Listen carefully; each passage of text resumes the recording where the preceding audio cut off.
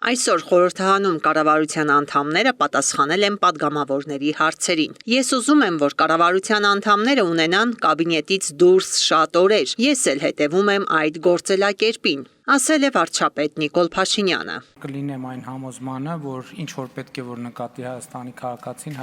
քաղաքացին կնկատի։ Այստեղ մենք պետք է ավելի շատ նաև մեր անելիքների մասին խոսենք, իսկ ես գոնե իմ անելիքը տեսնում եմ Հայաստանի քաղաքացիների հետ շփումները հնարավորինս ուղիղ եւ չմիջնորդավորված ունենալը եւ պետք է ասեմ, որ ընդ որում դա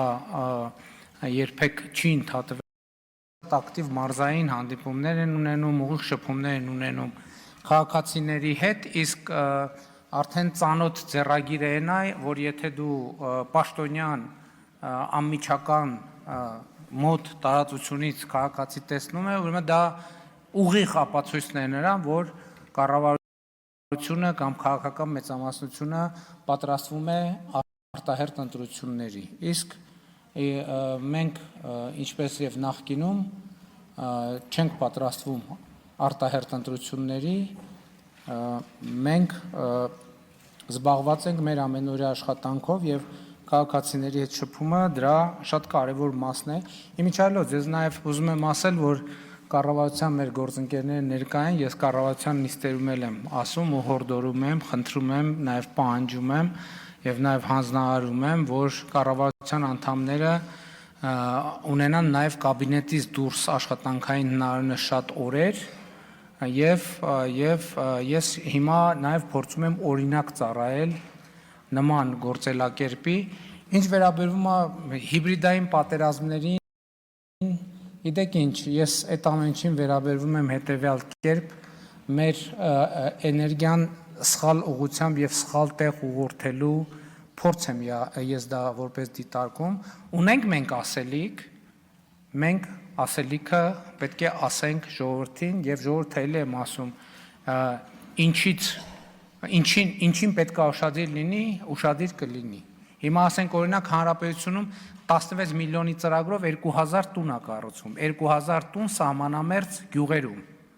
Դե ինչ հիբրիդային պատերազմ ուզում է լինի։ Չի կարա այդ հիբրիդային պատերազմը այդ տները վերացնի։ Հարյուրավոր մանկապարտեզներ են արդեն կառուցվել։ Հարյուրավոր դպրոցներ են կառուցվում, դե ճանապարհներն էլ, բայց հիբրիդները ճանապարհներից չեն օգտվում, դպրոցներից, մանկապարտեզներից չեն օգտվում։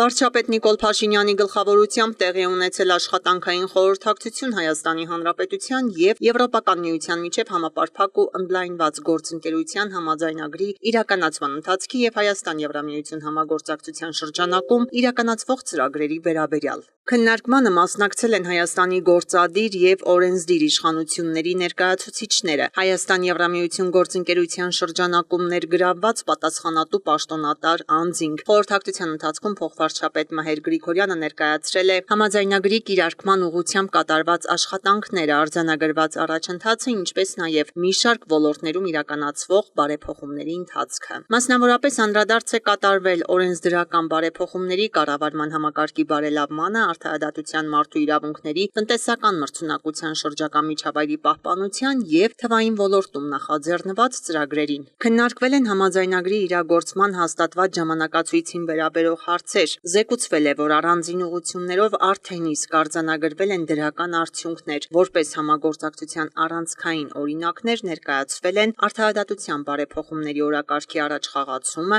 հանրային կառավարման ոլորտում գործիքակազմի արդիականացումը, կոռուպցիայի դեմ պայքարի եւ թվային լուծումների ներդրման ուղղությամբ իրականացվող ծրագրերը։ Քննարկման ընթացքում կարևորվել է համապարփակ եւ ընդլայնված գործընկերության համաձայնագրի իրագործման ռազմավարական նշանակությունը, ընդգծելով, որ այն առանցքային նշանակություն ունի Հայաստան-Եվրոպական միություն գործընկերային հարաբերություններում։ Վարչապետը հանձնարարականներ է տվել պատասխանատու գերատեսչություններին ուղղված համաձայնագրով նախատեսված պարտավորությունների եւ ծրագրերի հետեւողական կատարմանը, դրանց իրականացման թափանցիկության ապահովմանը, ինչպես նաեւ առաջընթացի եւ արդյունքների հանրային ներկայացման բարելավմանը։ Քննարկման ավարտին ամփոփվել են արդյունքները եւ հստակեցվել հետագա քայլերի ճանապարհային քարտեզը։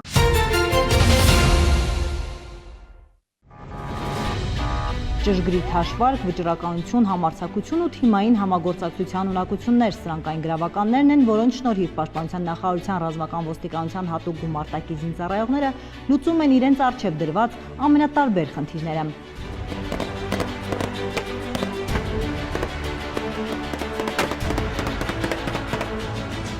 Զինված հանցագործի կամ պայմանական հակառակորդի վնասազերծում, ինչպես ավտոտրանսպորտային միջոցում, այնպես էլ լքված շինությունում։ Կադրերը օպերատիվ նկարահանումից հատվածներ չեն, ոչ էլ հատուկ գումարտակի տղաներն են օպերատիվ հետախուզական միջոցառում իրականացնում։ Իրականությանն առավելագույնս մոտեցված պայմաններում ռազմական ոստիկանությունը հմտությունները կատարելագործելու եւ պատրաստվածության մակարդակը բարձրացնելու նպատակով հերթական գործնական պարապմունքն է իրականացնում։ Այսօր ականատես եք եղել գումարտակի ցուցադրական պարապմունքին։ Բազմաթիվ տեսական դասերից հետո տեղափոխում ենք նույնը գործնական, փորձելով հմտացնել ավելի գիտելիքները, նմանացնել իրականությանը։ Ունենք բազմաթիվ դիմորդներ, գալիս մասնակցում են ֆիզիկական պատրաստության քննությանը։ Լավ գնահատականներ ստանալու դեպքում ընդունում են գումարտակ, այլ ավելի բարելավում իրենց ֆիզիկական վիճակը, սովորում մարտավարություն, զենք կիրառել, օգտվել զենքից։ Ռազմական ոստիկանության հատուկ գումարտակը կազմավորվել է 2022 թվականին հատուկ խնդիրներ կատարելու նպատակով։ Ստորաբաժանման ծառայողներն ապահովում են նաև հատուկ բեռների անվտանգ տեղափոխումը։ Ի դեպ, բեռներին նաև պատվիրակությունների անվտանգ ուղեկցման գործառույթ ունի նաև ռազմական ոստիկանության պարետային ծառայությունը։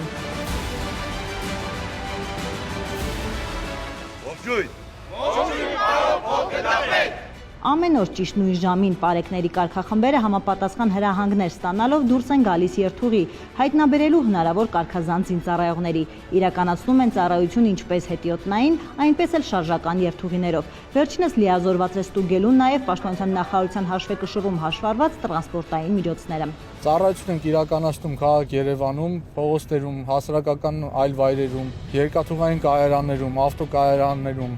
Հիմնական ուշադրություն ենք դարձնում զինվորականների կողմից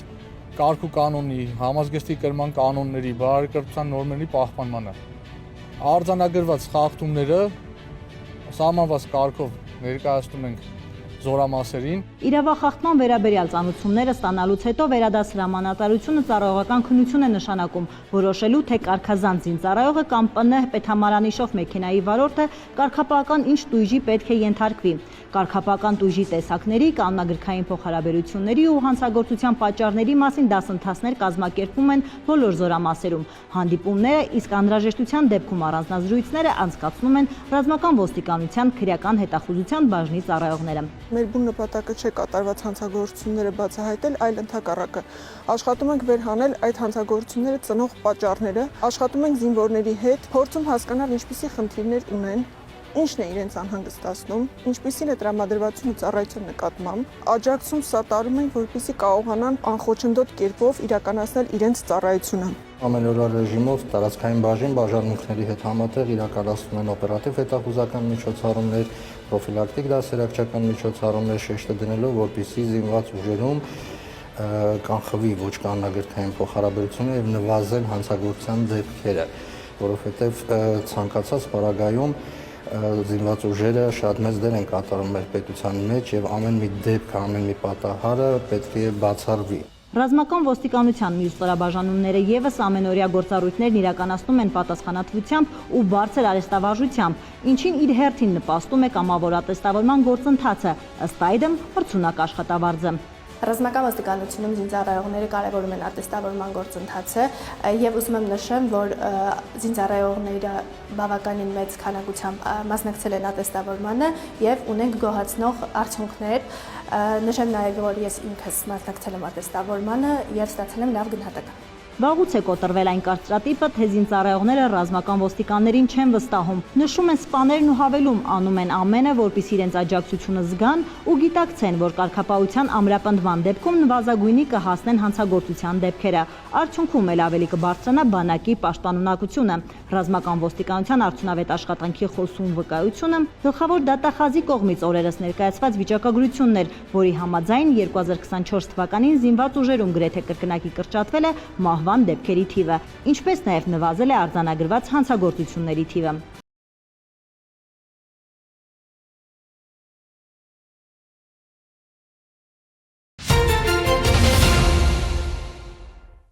Պետությունը պատրաստվում է մանկապարտեզները հասանելի դարձնել մինչև 2 տարեկան երեխաների համար։ Մսուրի ծառայություն սկզբում կգործի 4 քաղաքների 10 մանկապարտեզներում՝ Երևանում, Գյումրիում, Վանաձորում եւ Հրազդանում։ Ծրագիրը փորձարարական է 2 տարով մինչև 2026 թվականի դեկտեմբերի 31-ն է սահմանված կառավարության որոշմամբ։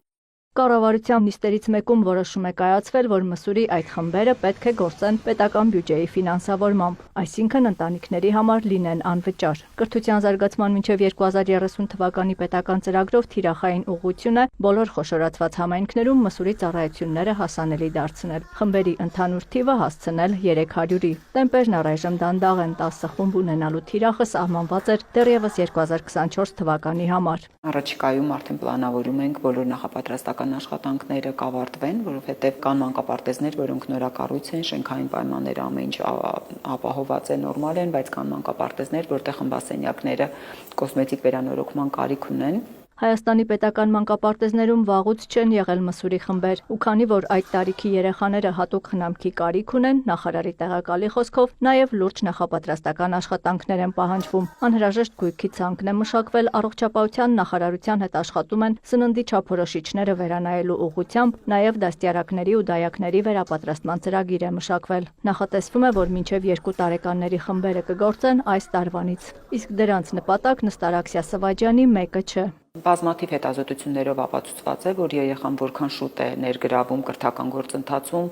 այնքան իր զարգացման հեռանկարը եւ հաջողությունների հասնելու հեռանկարը շատ ավելի լավն է լինում եւ շատ ավելի մեծ է լինում։ Հետեւաբար մեզ համար շատ ավելի կարեւոր է երեխաների վաղ ընդգրկումը կրթական գործընթացում, հատկապես այսօրվա ակսելերացիայի պայմաններում, երբ երեխաները շատ ավելի շուտ են զարգանում եւ շատ ավելի շուտ են որոշակի կարողությունների, հմտությունների տիրապետում, քան իրենց հասակակիցները, օրինակ 10 տարի կամ 20 տարի առաջ։ Մյուս կողմից ելս նրա ծրագիրն ուղղված է զբաղվածության խթանմանը, մայրերն ավելի վաղ աշխատանքի անցնելու հնարավորություն կունենան։ Մանկավարժական համալսարանի նախադպրոցական մանկավարժության եւ մեթոդիկայի ամբիոնի ղեկավարը նույնպես այս առավելությունները նշում է, բայց հնարավոր խնդիրներին եւս անդրադառնում է։ Կա նաեւ այլ կարծիք, որ երեխային չի կարելի շատ շուտ կտրել ծնողից, որովհետեւ զարգացող եւ աճող երեխան ունի ծնողի հետ անմիջական տակտիլ կոնտակտի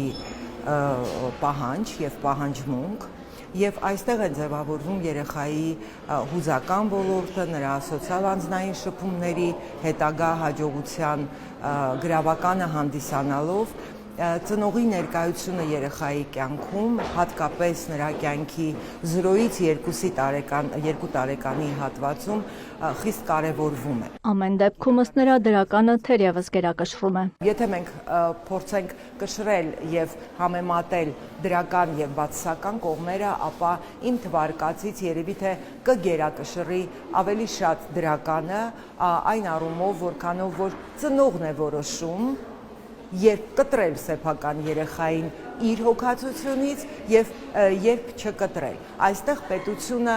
որևէ իրավասություն չունի։ Մանուկյանն ընդգծում է, պետությունն ընդամենը ստեղծում է պայմաններ, որ եթե ծնողը որոշի երեխային տալ նախադպրոցական հաստատության հոգացությանը, ունենա այդ հնարավորությունը։ Ընդ որում կարծում է, այն շատ ավելի արդյունավետ կարող է լինել, քան դայակ վարձելը։ Բացի այն, որ մանկապարտեզներում ծառայությունն անվճար է լինելու, ներգրավված են լինելու մասնագիտական պատրաստվածությամբ մարդիկ։ Նախարարի տեղակալն էլ անդրադառնալով երեխայի ու ծնողի միջև հուզական կապը շուտ ընդհատելու մտահոգություններին նկատում է։ Բնականաբար երեխայի հոգեբանական զարգացման տեսակետից այդ կապը շատ կարևոր է, բայց նաև պայմանավորված չէ 24 ժամ երեխայի հետ լինելով։ Բազմաթիվ են դեպքերը, երբ ծնողն ամբողջ օրը երեխայի հետ է, բայց տեղեկատվական տեխնոլոգիաներն ամբողջությամբ կլանում են նրանց ժամանակը, եւ հուզական կապի մասին խոսք չկա։ Եվ դա անդրադառնում է նաև երեխայի զարգացման վրա։ Բայց նույն ծնողը կարող է օրվա մեջ 1-2 ժամ երեխայի հետ լինել, բայց այդ հուզական կապը այնքան հագեցած լինի եւ այնքան հստակ ձևավորված հաղորդակցում թե հուզական, թե խոսքային արկա լինի երեխայի հետ, որ լրացնի այն մնացած բացը։ Սվաջյանը հավելում է, առայժմ 10 մանկապարտեզից միայն մեկում Երևանում է նախատեսվում ունենալ խումբ 6 ամսականից 1 տարեկան երեխաների համար։ Մյուս բոլոր խմբերը կլինեն 1-ից 2 տարեկանների համար։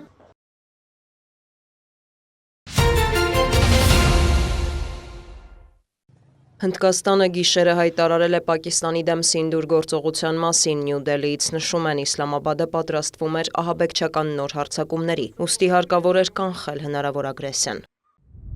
Հնդկաստանը հարվածել է Պակիստանում Ջամմու և Քաշմիրում Պակիստանի օկուպացրած հատվածում գտնվող ահաբեկչական ենթակառուցվածքներին։ Ընդհանուր առմամբ թիրախավորվել է 9 վայր, գործողությունները եղել են համաչափ և ուղղված չէին էսկալացիային։ Հնդկաստանը զսպվածություն է ցուցաբերել թիրախների ընտրության և մեթոդների հարցում։ Հնդկաստանի ԱԳՆ տվյալով պակիստանյան որևէ ռազմական օբյեկտ հարձակման չի ենթարկվել։ Հնդկական ուժերը կենտրոնացել են ահաբեկչական ենթակառուցվածքների և Հնդկաստան տեղափոխվող ահաբեկիչների չեզոքացման վրա։ Պակիստանը որևէ քայլ չի ձեռնարկել իր տարածքում գտնվող ահաբեկչական ենթակառուցվածքների դեմ պայքարելու համար և դարձել է զինյալների դրախտավայր, պնդել են գերատեսչությունում։ Նյու Դելհիից շեշտում են տեղի ունեցածը պատասխանն է Ջամմու և Քաշմիրում ապրիլին տեղի ունեցած ահաբեկչությանը, որի հետևանքով 26 մարդ է զոհվել և որի համար Հնդկաստանը մեղադրում է Պակիստանին։ Պակիստանի զինված ուժերն ավելի ուշ հայտարարել են, որ հնդկական հարվածների հետևանքով տուժել են քաղաքացիական ենթակառուցվածքներ, մզկիթ է ավերվել։ Նշվում է, որ թիրախում է հայտնվել Քաշմիրի Պակիստանի վերահսկողության տակ գտնվող հիդրոէլեկտրակայանը։ Թշնամին հարվածել է պակիստանյան 5 վայրի։ Մենք իրավունք ենք վերապահում պատշաճ արձագանք տալու, արդեն պատասխանում ենք։ Ավելի ուշ հնդկական կողմը հայտնել է, որ պակիստանյան ուժերը հրետանային կրակ են բացել Քաշմիրի ուղղությամբ, Իսլամաբադից տեղեկացրել են հնդկական 5 ռազմական ինքնաթիռի խոցման մասին։ Միջուկային զենք ունեցող պետություններն ավելի են մոտեցել խոշոր հակամարտության, նախազգուշացրել է Պակիստանի արտաքին գործերի նախարարությունը։ Պակիստանի պաշտպանության նախարարն էլ Բլումբերգին տված հարցազրույցում հայտարարել է, որ պակիստանյան կողմը չի գնա հակամարտության էսկալացիայի, եթե Հնդկաստանը դադարեցնի ռազմական գործողությունները և հարձակումները։ Փոխադարձ հարվածների հետևանքով կան զոհեր։ Պակիստանի զինված ուժերի պնդմամբ առնվազն 31 քաղաքացի է զոհվել, վիրավորվել է 46 անձ։ Հնդկաստանի բանակից էլ հայտնել են, որ Քաշմիրում պակիստանյան զորքերի կրակոցների հետևանքով 7 խաղաղ բնակիչ է զոհվել, 38 հոգի վիրավորվել։ Միջազգային հանրությունն արձագանքել է տեղի ունեցածին, կոչ անելով Նյու Դելհիին և Իսլամաբադին զսպվածություն ցուցաբերել։ Սա խայտառակություն է։ Նրանք երկար ժամանակ է կռվում են։ Հուսով եմ, դա շատ արագ կավարտվի։ ԱՄՆ պետքարտուղար Մարկո Ռուբիոն X-ում գրել է, որ ամերիկյան վարչակազմը շփումներ կունենա Հնդկաստանի և Պակիստանի ղեկավարության հետ նպաստելու հակամարտության կարգավորմանը։ Մտահոգված ենք վերահսկողության գծից այն կողմ և Պակիստանի հետ միջազգային սահմանի երկայնքով Հնդկաստանի ռազմական գործողությունների կապակցությամբ։ Աշխարհը չի կարող իրեն թույլ տալ ռազմական բախում Հնդկաստանի և Պակիստանի միջև։ Քաղաքացիներին թիրախավորելը անընդունելի է, մեղավորները պետք է պատժվեն։ Թուրքիայի արտգործնախարար Հական Ֆիդանը հեռախոսազրույց է ունեցել Պակիստանի փոխվարչապետ արտգործնախարար Մոհամմադ Իսակդարի հետ, աջակցություն հայտնել Իսլամաբադին։ Բաքուն ևս աջակցել է Պակիստանին։ Հնդկաստանում Իսրայելի դեսպանն ընդգծել է Հնդկաստանի ինքնապաշտպանվելու իրավունքը։ Ահաբեկիչները պետք է իմանան, որ անմեղ մարդկանց դեմ իրականացված նողկալի հանցագործությունների պատժից թաքնվելու տեղ չունեն, X էջում գրել է Ռեուվեն Ազարը։ Մոսկվան մտահոգություն է հայտնել Փահալգամում ահաբեկչական հարձակումից հետո Հնդկաստանի և Պակիստանի միջև էսկալացիայի կապակցությամբ։ Կոչ ենք անում կողմերին զսպվածություն ցուցաբերել։ Հուսով ենք Նյու Դելհիի և Իսլամաբադի տարաձայնությունները կլուծվեն դիվանագիտական միջոցներով, ասված է Ռուսաստանի ԱԳՆ հաղորդագրության մեջ։ Պեկինն էլ հորդորել է Հնդկաստանին և Պակիստանին զերծ մնալ էսկալացիայի տանող գործողություններից և հնարավորություն տալ խաղաղությանը։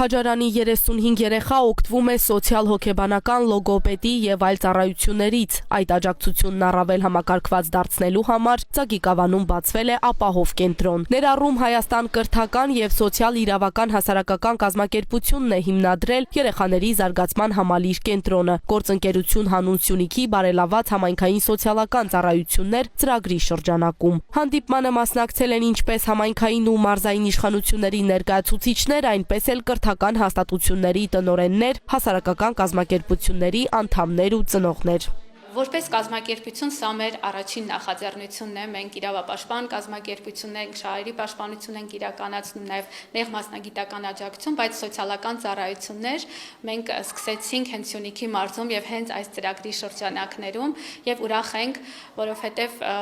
վստահ ենք, որ կկարողանանք իսկապես մեր թեկուզ փոքրիկ ներդրումն ունենալ համայնքի զարգացման գործում։ Քաջարանի համայնքապետարանի անհատույց տրամադրած տարածքում 1.5 տարեկանից մինչև 18 տարեկան երեխաներին անվճար հիմունքներով սոցիալ-հոգեբանական, սոցիալ-հուզական, վարքային եւ լոգոպեդական ծառայություններ կտրամադրվեն։ Հետազոտությունները պնդում են, որ վաղ ախտորոշումը եւ վաղ միջամտությունը հատկապես մինչեւ 3 տարեկան հասակում հնարավորություն են տալիս զարգացման առանձնահատկություններ ունեցող երեխաներին հասնել զարգացման առավելագույն մակարդակի, հաջողությամբ ներառվել կրթական համակարգում եւ ապագայում դառնալ հասարակության լիարժեք անդամ, ասում է նախաձեռնության հեղինակը։ Միանշանակ կարևոր է նման կենտրոնների գործունեությունը համայնքներում, քանի որ նաև օգնում է կոտրել այդ կարծրատիպերը, որ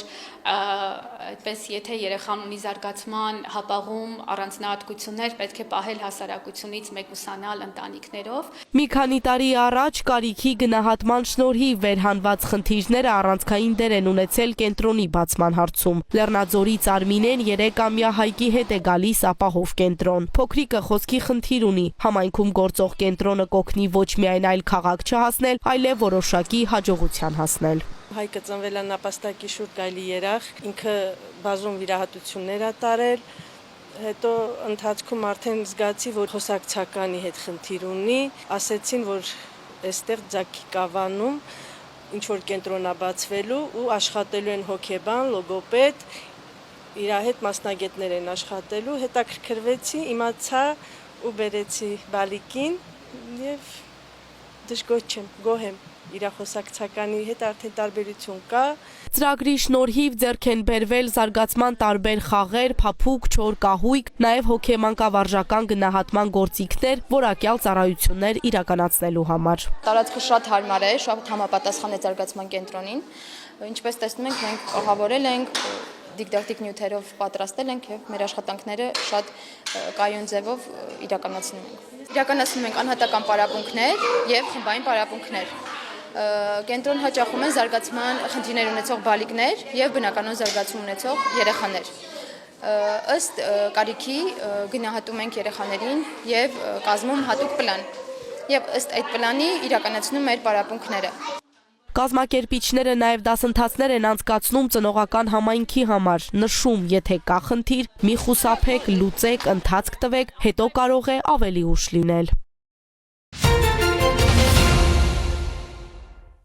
2025 թվականի ապրիլի 26-ը Գավառ քաղաքի համար նշանավորվում է պատմական իրադարձությամբ։ Տեղի է ունենում Արծրունի եղբայրների մեծադիր արձանախմբի բացման հանդիսավոր արարողությունը։ Արձանը բացում են Գավառ համայնքի ղեկավար Գուրգեն Մարտիրոսյանը, Վահան Արծրունին եւ քանդակագործ Դավիթ Մինասյանը։ Միջոցառումն ուղեկցվում է Գավառ համայնքի կրթամշակութային հաստատությունների տաղավարային ցուցադրություններով, որտեղ ներկայացվում են Գավառ համայնքի կրթամշակութային հաստատություններ հաճախող երեխաների ձեռքի աշխատանքները, նրանց ձեռքբերումները, Գավառ քաղաքի պատմությանը վերաբերվող գիտական նյութեր եւ իրեր։ Արծրունիների արձանախմբի բացման արարողությունն իրականացվում է արծրունիների տոհմի մասին պատմող թատերականացված բեմադրությամբ եւ գեղարվեստական կատարումներով։ Ներկաներին իր կատարումներով ողջունեց նաև Հայաստանի Հանրապետության վաստակավոր արտիստուհի Լեյլա Սարիբեկյանը։ Միջոցառմանը ներկա են մարզային համայնքային իշխանությունների, կրթամշակութային հաստատությունների, արծրունիների տոհմի ներկայացուցիչներ, անվանի գավառցիներ, հյուրեր։ Այս իրադարձությունը վաղուց սպասված իրադարձություն էր։ Տասնամյակների ընթացքում մոռացության էր տրվել այն հանգամանքը, որ պատմության մեջ կա նման էջ, որ պատմության մեջ կան նման գործիչներ, պատմության մեջ կա նման պատիվ եւ արժանապատվություն։ Այնպես որ այդ իմաստով իհարկե շատ հուզիչ է այս օրը եւ ինձ համար եւ իմ ընտանիքի համար, որ ներկա է այստեղ։ Սա կարծում եմ, որ պատմական արդարության եւ պատմական իրողությունների հաստատման օր է։ Այսինքն ոչ միայն քանդակի բացումը, ոչ միայն Գավառի պատմության մեջ կարևոր իրադարձություն։ Սա ընդհանրապես պատմությունը ընկալելու եւ ճիշտ հարաբերվելու պատմության հետ ճանապարհ է եւ ուղի։ Ուրախ եմ, որ այսօր կարող եմ այս բերկրանքը այսօրվա կիսել Նոր Բայազեթի Գավառի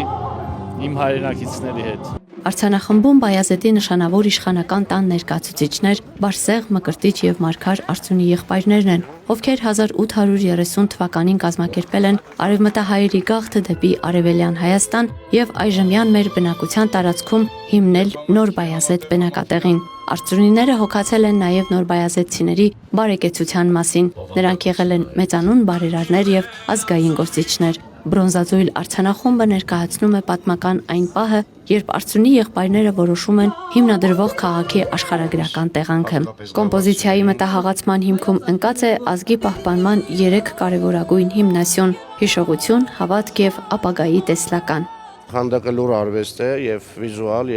բայց կան սիմվոլներ, կան ամենակարևորը Արծունի եղբայրները ամեն մեկը ունի մեկ սիմվոլ, մեկ ատրիբուտ իր ձեռքում կամ դոշին մեդալի տեսքով, նշանի տեսքով, խաչի տեսքով, թե նալի, որոնք պատմությունը ուսումնասիրելուց հետո խորհրդանշում են եւ անցյալը չմոռանալը եւ ներկայով ապրելը, ճիշտ զարգանալը եւ ապագային նայելը։ Գավառում Արծունիների արձանախմբի տեղադրման նախաձեռնությունը Գավառ համայնքի ղեկավար Գուրգեն Մարտիրոսյանինն էր։ Այս նախաձեռնությամբ նա ցանկացավ, որ Գավառ քաղաքի կենտրոնական հրապարակի տարածքում, որտեղ գտնվում է նաև քաղաքի անձնագիր հուշապատը, տեղադրվի նաև քաղաքի հիմնադիրների արձանախումբը, որպես պատմական եւս մեկ վկայություն։ Զբոսաշրջիկներ բերելու եւս մեկ հրաշալի հնարավորություն է, որովհետեւ որքան քո տարածքը, համայնքը, քաղաքը հարուստ է պատմամշակութային կոթողներով, ժառանգությամբ, բնականաբար նաև այստեղ այցելուների քանակն է ավելանում, իսկ սրանով նաև մենք փորձել ենք նպաստել մեր տարածաշրջանում որոշակի տնտեսական զարգացմանը։ Արծունիների արձանախումբը տեղադրվել է Գավառ քաղաքի 2021 թվականի սուբվենցիոն ծրագրով։ Պայմանագրի արժեքը կազմում է 54 միլիոն 950 հազար դրամ համայնք պետություն համաֆինանսավորմամբ։ Համայնքի բյուջեի միջոցներով էլ պուրակը բարեկարգվել է։ Տեղադրվել են նստարաններ, լուսասյուններ եւ աղբամաններ։ Կատարվել է կանաչապատում։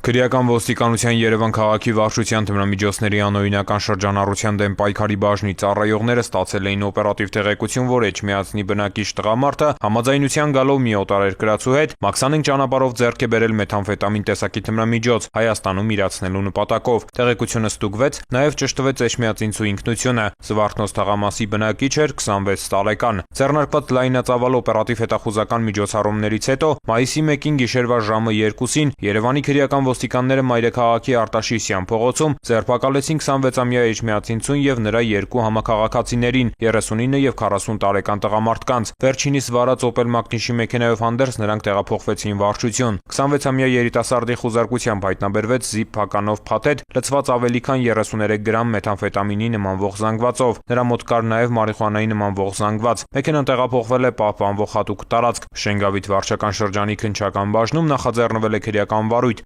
26-ամյա Էջմիածինցուն մեղադրանք է ներկայացվել։ Հանգամանքները նախաքննությամբ պարզվում են։